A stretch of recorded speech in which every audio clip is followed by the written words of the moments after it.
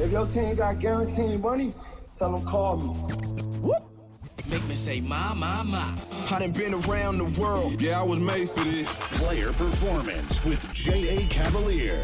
Welcome back to another episode of Player Performance. I am J.A. Cavalier. Here it is, NFL Week 1. It's finally back. We're going to be here all season, giving you the information needed to beat the book, hopefully making you a more informed player along the way. Those of you looking to sign up for premium service, links listed in the description below. Guys, be sure to subscribe, like, and set your alerts. This podcast is going to drop every Thursday. We don't want you missing an episode. One losing week in the history of this podcast. All picks and leans, one losing week. Started the podcast a week before Thanksgiving last year, so this is going to be the first NFL full season of Player Performance. The show continues to grow. We're going to be bringing you guest cappers, weekly giveaways, special offers, and of course, free picks, stats, trends, scores, odds, and more. All right, guys, without further ado, let's go. Jump on the money train. We're locked. We are loaded. We are ready to roll. NFL Week 1. Steelers at Bills. Pittsburgh versus Buffalo. Buffalo laying 6.5. The total is 48.5. The Bills nearly made it to the Super Bowl last year, but Pittsburgh is loaded on defense and kept their offense together. Is 6.5 too much? The Bills were my pick to represent the AFC last year. They, of course, fell one game short. I doubled down this season. I'm starting the campaign early. Josh Allen for MVP. He balled out of control last year, but this year, no surprises. He's not going to be sneaking up on teams, and his first big test comes week 1. He's going to be facing one of the top passing Ds in the league. Pittsburgh allowed fewest passing yards per attempt last year, but their offense struggled. 5th fewest first downs in the AFC. No push from the O-line, couldn't establish the run, and turnovers. They gave the ball away 18 times last year. Now remember this, they opened up the season 11-0. They closed the season 1-4. Really struggling to score points down the stretch, closing the season 2-5 against the spread. Now Buffalo, of course, was a cover machine. They covered in 9 of their final 11 games to close the season, and we jumped on that bandwagon early. We rode that to the end. For this game, big money pouring in on Buffalo. 70% of the bank, 64% of the tickets. The market makers opened this game up at 6.5, and it's hardly budged. I don't trust lines that don't move, especially when the action is so lopsided. Now, I'm not going to fade Buffalo, but I also won't tail them in this spot. What I will do is I'm going to lean under the posted total. The under is 5-1 in the last 6 meetings between these two, and I expect that trend to continue here. Buffalo's offense is elite, but the Steelers actually match up well defensively. And though the Bills' defense may be average or just above, they actually have a huge edge over Pittsburgh's offense. So give me the under the posted total of 48.5. Jets at Panthers. New York Jets versus Carolina. Carolina is laying 5. Total is 44.5. Darnold takes on his old team with their new quarterback, and they're favored by 5. Do you agree with that? Yeah, but that's because Sam Darnold shouldn't be the focus. Christian McCaffrey should be. He practically missed the entire 2020 season. In 19, he had 2,300 yards and 19 touchdowns. Having him back gives this offense a huge boost. It also gives them a dynamic they lacked last year.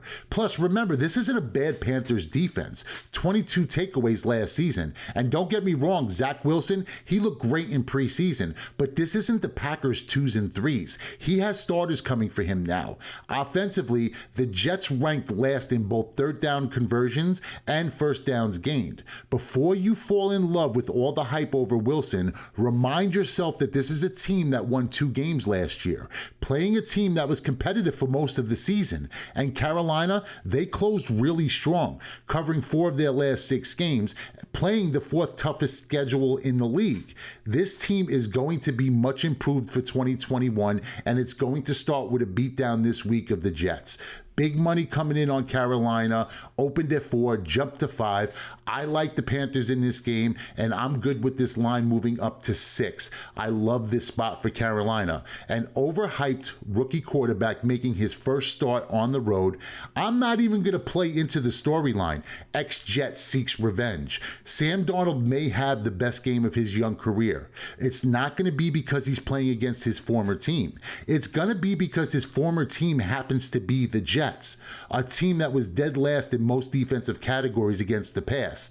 Take the Panthers, lay the points. What's up, guys? It's J.A. Cavalier with a special offer for all Player Performance listeners. My Pro Football Triple Crown. 3 max bets in the NFL for Sunday, 3 straight, 3 two-team parlays, $100 player looking to make $1,000, $1,000 player looking to make $10,000. Get it all right now for just $99. That's right, $99 gets you the 3 biggest blowouts on the board for Sunday. So big on these games, it's fully backed. Pro Football Triple Crown must go 3-0 or the entire football season is free. 3 max bets for just $99. Must go 3-0 or the entire NFL season is free. Get it now. Link in the description below. Chargers at Washington football team.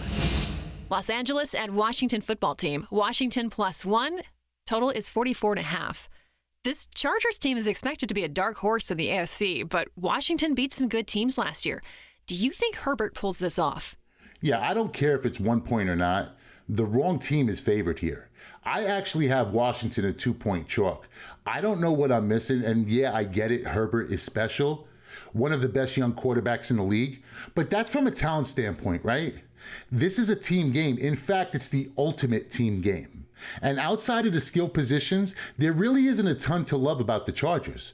They lost Hunter Henry to the Patriots, and a bad defense has gotten worse. They already ranked in the bottom half of the league in points allowed. Now they lose Melvin Ingram and Denzel Perryman. I love Washington in this spot. Washington is 6-2 against the spread their last 8 games overall. 5-1 ATS in their last 6 games as an underdog.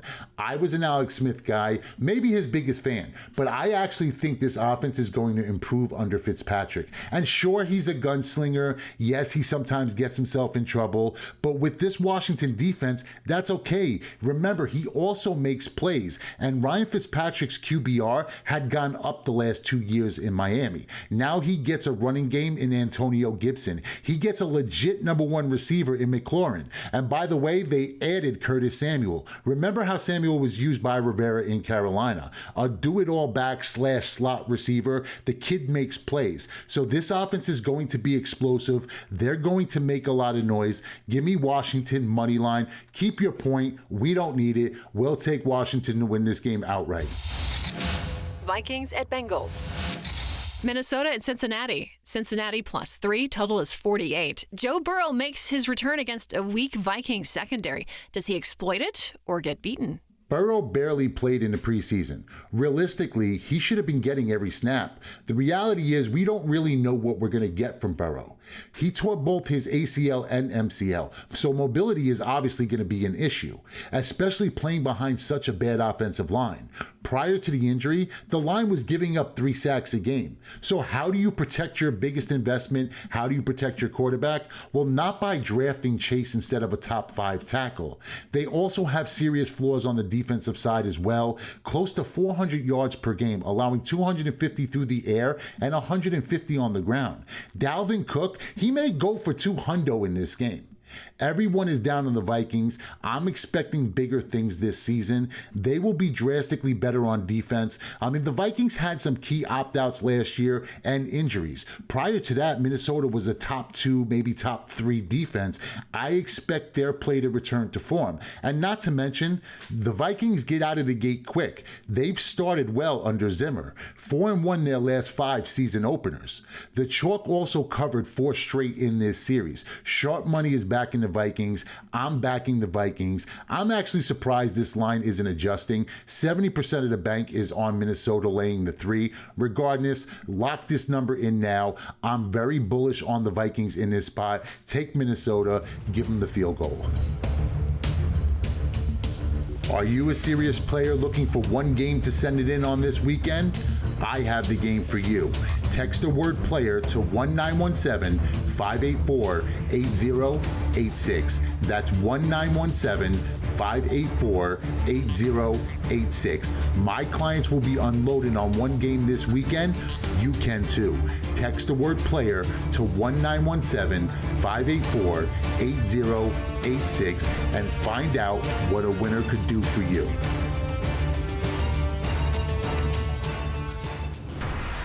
Niners and Lions. San Francisco at Detroit. Detroit plus 7.5. Total is 45.5. The Niners are healthy again. People forget that they played in a Super Bowl just 2 years ago. Trust them or wait it out? So the obvious answer is going to be the Niners in this spot. I mean, you kind of have to give the Niners a mulligan for 2020. No team was affected more. They were decimated with injuries. Jimmy G, Raheem Mostert, receivers, the entire Niner defense. I mean, it got so bad that they were actually playing home games in Arizona. But, and yes, there is a but, there's a ton of value with home dogs week 1 in the NFL, and more so when you're catching over a touchdown. But no, I'm not going to take the Lions in this spot.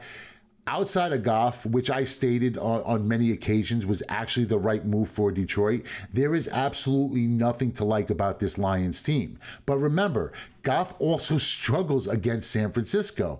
3-5 career record against the Niners. And that was with the Rams. That was with McVay. That was with Aaron Donald. That was with the best defense in the league and legit weapons. Now he has no real threats at all and the worst defense in the league. How bad are the Lions defensively? Dead last in yards per game, yards per play, first downs, and points per game.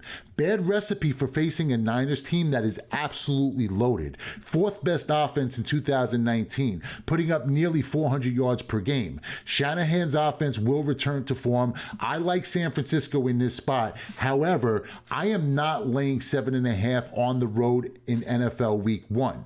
It's really dangerous. I'll stay away from that. What I will do is I'm going to take the Niners in a front end of a 2-team teaser. Seahawks at Colts. Seattle at Indianapolis. Colts plus 2.5. Total is 48.5. The total has fallen 3.5 points since the open, but the Colts quarterback situation is messy. Leaning spread or total? I caught this under early, and I'm riding. This number is free-falling for a reason. Most of that, of course, is due to the status of Wentz. Playing or not, he's not going to be 100%. So why wouldn't you take Seattle in this spot? Because all the numbers actually favor Indianapolis. Home team 4-0 both straight up and against the spread last 4 times these two teams have met. Colts 7-2 last 9 home games. Seattle is going to be on the road week 1 flying across country. I cannot comfortably lay 3. I'm also not comfortable taking the 3 either. Wentz won't be 100%. He also had a quarterback rating under 80 last year. Agreed, most of that was due to the O-line of the Eagles. Shouldn't be an issue in Indianapolis. But he was banged up in camp, missed all of preseason. As far as the system goes, remember, Reich was his coach in Philly. Shouldn't be an issue getting acclimated to the playbook. And he's going to know what the Colts want to accomplish offensively. But where the problem comes in is the lack of reps that he's had with the players around him. Expect Indy to struggle offensively. Defensively, entirely different story. Easily top 5. Top 10 in points per game. 2nd in rush yards per game. 2nd best turnover differential in the NFL. So the Colts cause turnovers. Russell Wilson turns the ball over. This game has sloppy written all over it. The Seahawks tend to play to the under as is. 7-2 of their last 9 games have gone under the posted total. That trend continues. I actually don't even think that this game is ever going to threaten the 48.5. I like the under. Go under the posted total. Day, week, month, and season packages available on whylose.com. That's the letter Y, LOSE.com. So my best bet for the show is going to be a 2-team 6-point teaser. The San Francisco 49ers laying 1.5 and the Kansas City Chiefs at a pick'em. That's a 2-team 6-point teaser, Niners and Chiefs. Guys, remember to pick up my Pro Football Triple Crown for NFL Week 1. 3 straights, 3 parlays. Start the season off on a high note. Link in the description below. Just $99. $100 player looking to make $1,000. $1,000 player looking to make $10,000. Capitalize on this week. My Pro Football Triple Crown. Again, link in the description below. Remember to subscribe and like. And if you disagree with the games, you disagree with the picks, go ahead and give us a big fat thumbs down. Haters are always welcome. All right, guys, I'm J.A. Cavalier for Tessa Hall, and Big Mike will be back next week. We'll be back here next Thursday with NFL Week 2. Until then, remember, bet with your head, not above it. Day, week, month, and season packages available on whylose.com. That's the letter Y, LOSE.com.